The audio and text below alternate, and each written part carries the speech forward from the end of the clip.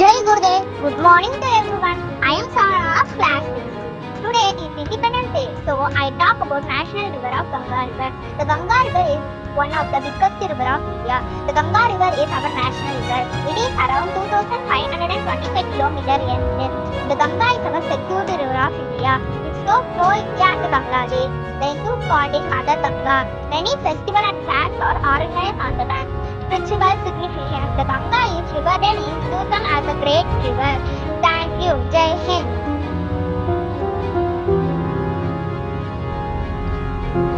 Jai Gurudev, I am Anishka from 7th grade. Today I talk about why mango is considered as our national fruit.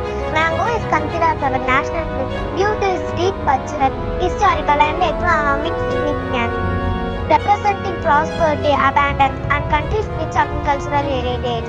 It is also widely beloved and is deeply embedded in India's traditions, festivals and design. Thank you, Anjay.